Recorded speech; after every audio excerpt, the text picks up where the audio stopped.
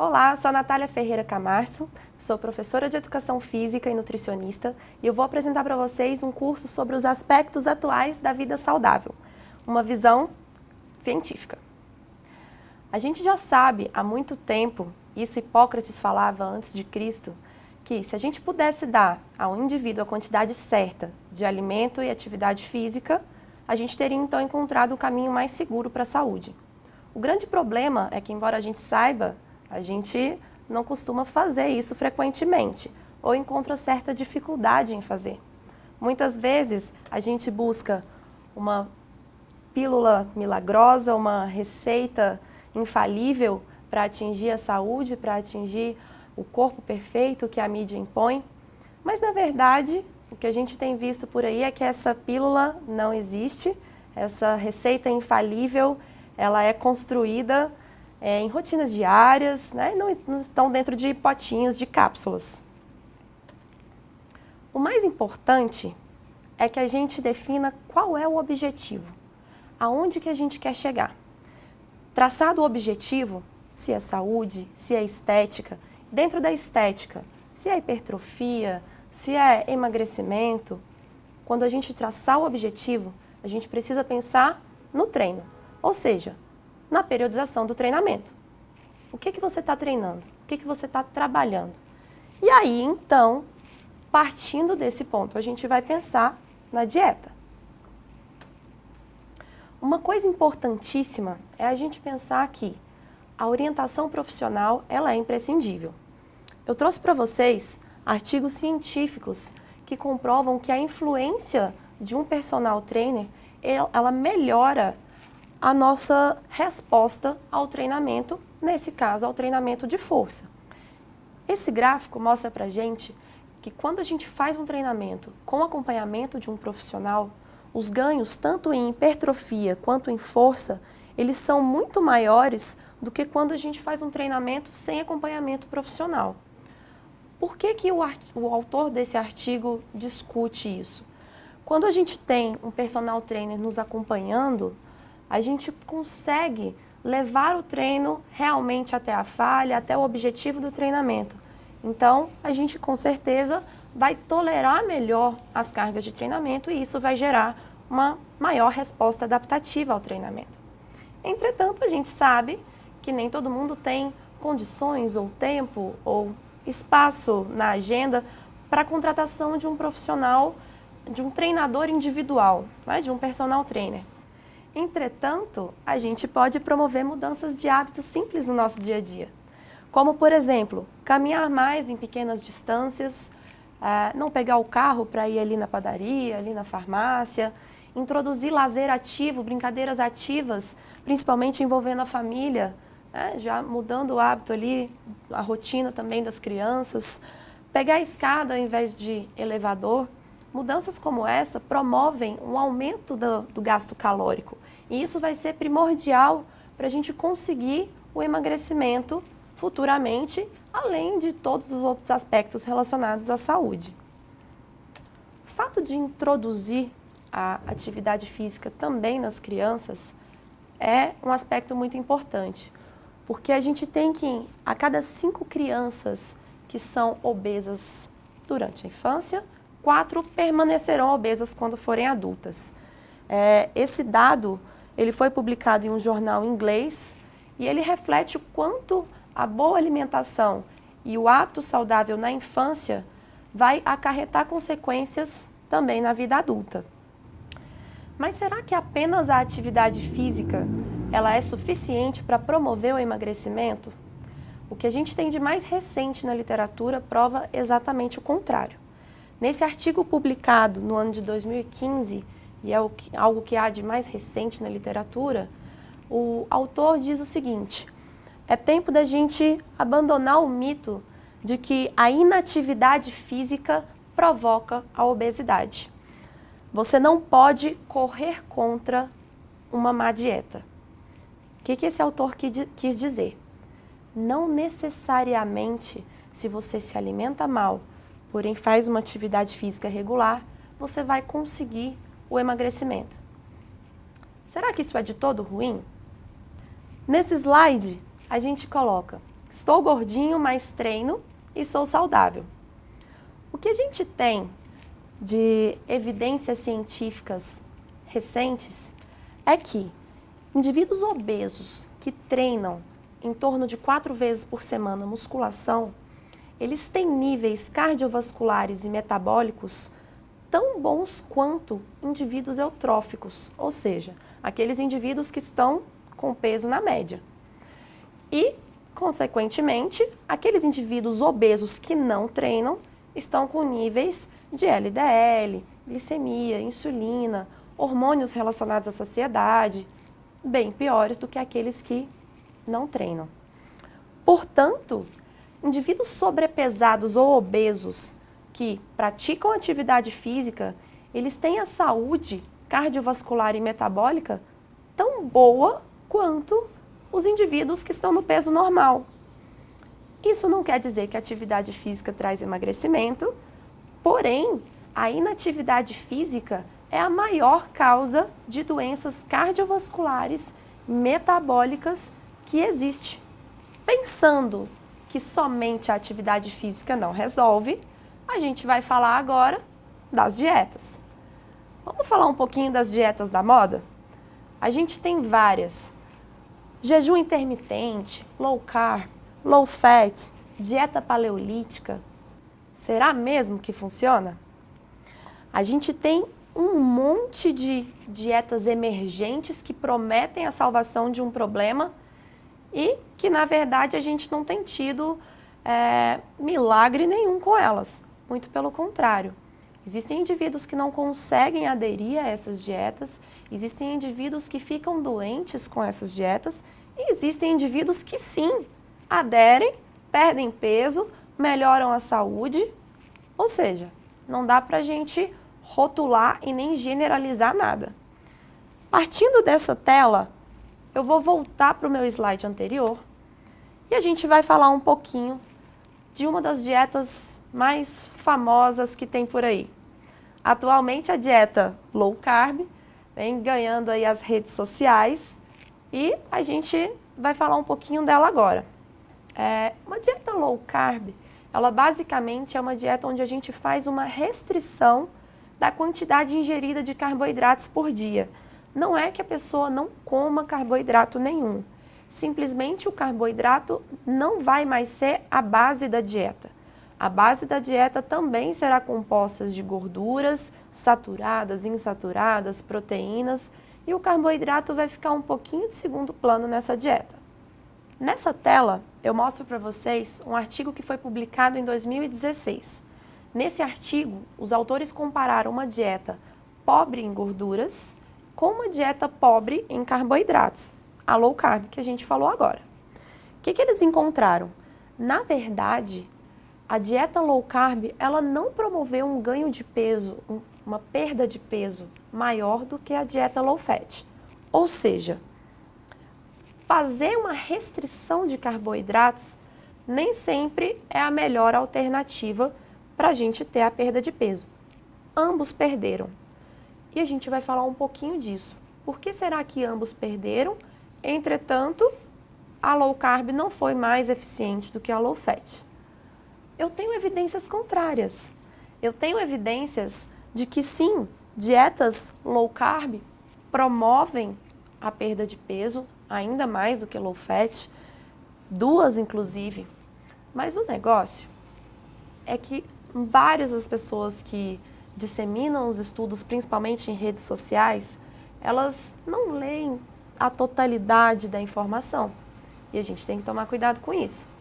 Se a gente for ler a discussão do artigo, uma coisa que não está no resumo, a gente vai entender o seguinte: o que promove, tanto nesse artigo quanto no próximo, a perda de peso nos dois grupos é a restrição calórica.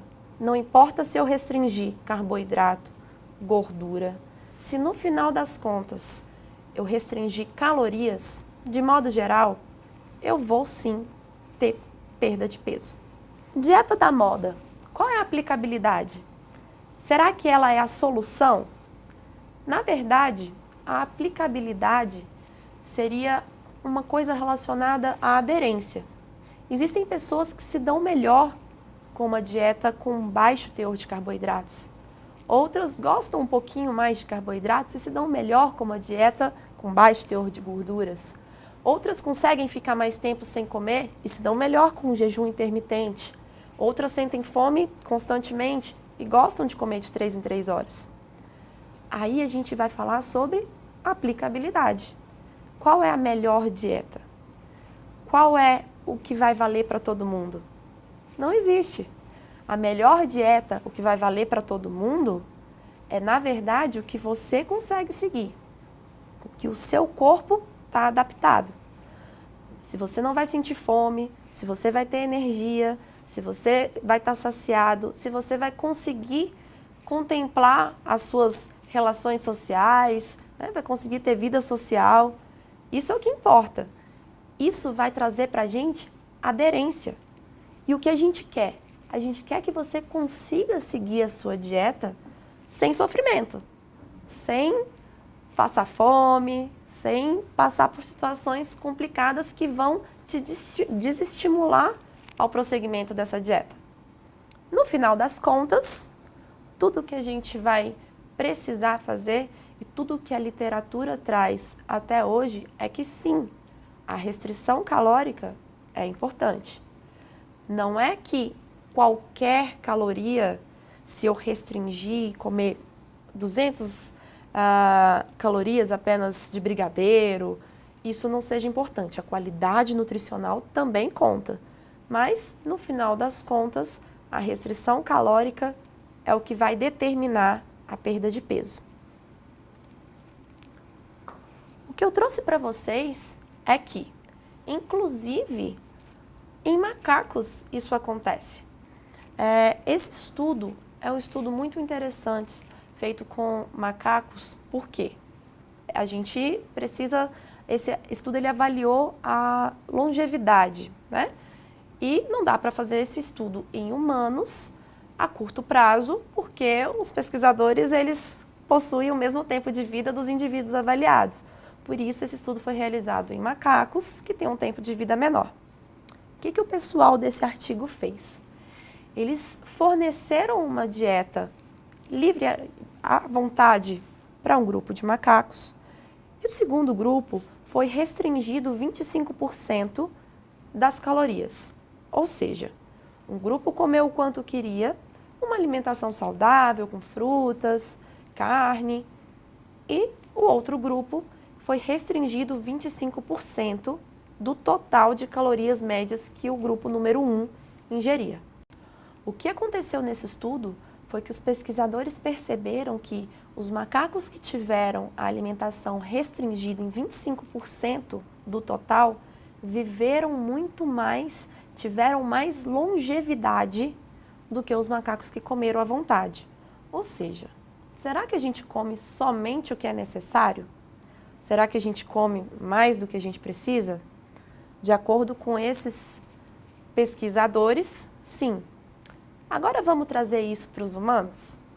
A restrição calórica em humanos inibiu uma via que a gente chama de via PI3-HT, e isso induziu com que o perfil transcricional das células, a reprodução das células, fosse feita de uma maneira mais jovem.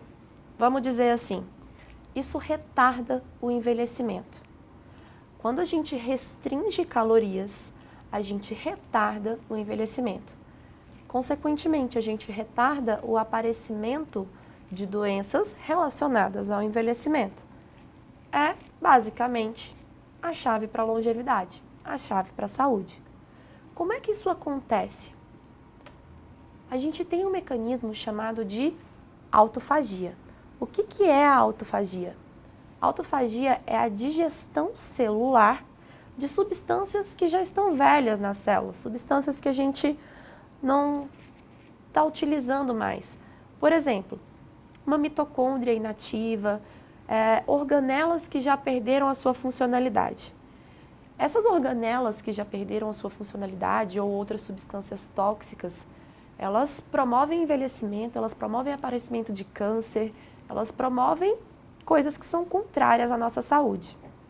Quando a gente se vê em restrição calórica, o nosso corpo ele tem aumentada essa autofagia.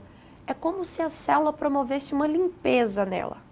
E aí, coisas que não fazem mais bem, coisas que a gente não utiliza mais, são limpas do nosso corpo. Aqui a gente tem várias vias que trazem em verdinho a autofagia e várias vias que bloqueiam em vermelho a autofagia. E claramente a autofagia relacionada ao aumento da expectativa de vida. A restrição calórica é uma das coisas que ativam vias que vão induzir a autofagia, portanto, aumentando a expectativa de vida. Por isso, a gente tem que pensar na cultura da alimentação. Como assim? A gente já tem algumas coisas que estão enraizadas, que a gente não consegue mudar na nossa alimentação. Que se a gente retirar um alimento, introduzir um alimento que a gente não tem o costume de comer, parece que isso fere todo um contexto de alimentação. Eu gosto de dar um exemplo muito legal, por isso eu até coloquei essa tela. Pense você, uma família se alimentando, e aí tem frango frito.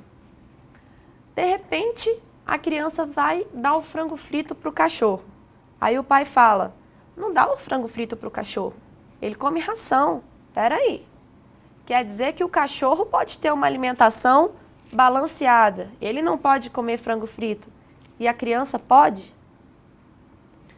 O que a gente tem de cultura de alimentação, muitas vezes a gente precisa abrir um pouquinho mais a nossa cabeça, estudar um pouquinho, saber se isso faz bem, se isso faz mal, porque existem velhos hábitos que podem e devem ser abandonados.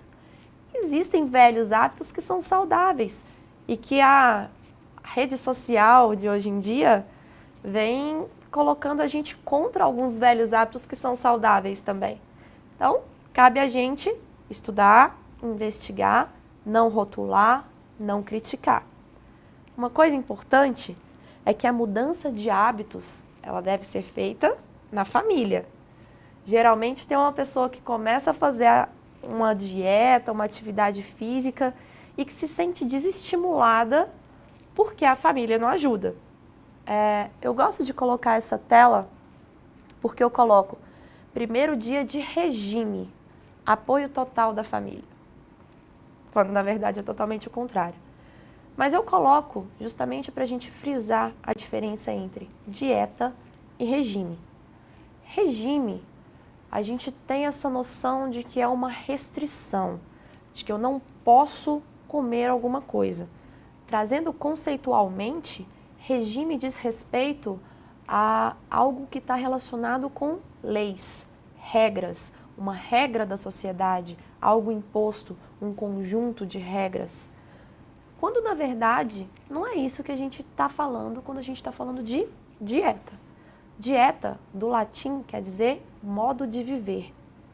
Se eu estou falando de modo de viver, não tem como eu traçar um plano alimentar, uma dieta, que eu não consiga levar por muito tempo, que eu não consiga viver em dieta. Por isso a questão da aderência, por isso a questão de não criticar, não rotular e que cada situação ela pode sim ter a sua aplicabilidade. Diferentes situações, diferentes dietas. Nessa tela eu coloco para vocês quais são as diferentes situações. A gente tem, por exemplo, indivíduos diferentes, objetivos diferentes, fases de treinamento diferentes para atingir um mesmo objetivo. Pode ser que uma pessoa esteja treinando hipertrofia, mas que dentro daquela periodização do treinamento dela, um belo dia ela tenha um treino de força máxima, um treino de resistência, um treino de corrida contínuo. Isso vai implicar em mudança naquela dieta dela, daquele dia. A genética e algo muitíssimo importante, a responsividade. Existem pessoas que respondem bem a um tipo de treinamento, a um tipo de dieta e pessoas que respondem mal. Existem pessoas que respondem muito bem a um treinamento de membros superiores e mal ao treinamento de membros inferiores. Isso a gente chama de responsividade. E isso a ciência está começando a desvendar. Então, muitas das vezes, a gente vai tratar sim de tentativas, erros, acertos, até a gente conseguir prescrever da melhor forma para aquele indivíduo, porque a gente não conhece qual é a responsividade dele. No mais, o que a gente tem que considerar? Mantenha hábitos saudáveis. A gente teve uma reformulação na nossa pirâmide alimentar. Eu não sei se vocês se recordam, mas a pirâmide alimentar antiga não tinha essa basezinha aqui não. Agora, a base da pirâmide alimentar, ela é atividade física e hidratação. Isso é primordial. Por quê?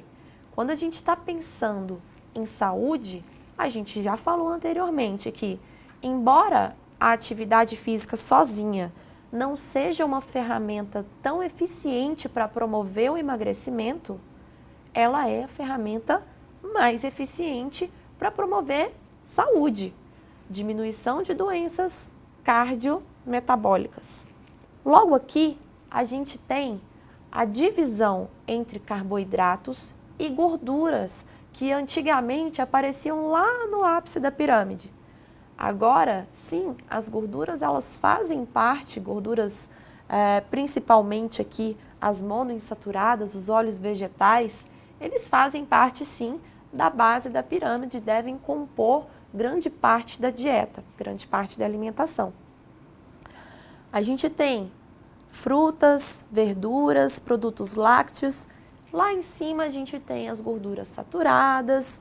E se você parar para pensar, açúcares, pães, tudo que é farinha refinado, tudo que é um açúcar simples, está bem aqui escondidinho lá no finalzinho da pirâmide, devendo ser realmente evitado. Essa foi a aula de hoje. Eu deixo aqui o meu contato para quem quiser mais esclarecimentos, tirar dúvidas sobre o assunto, quiser mais informação, estou à disposição. Obrigada!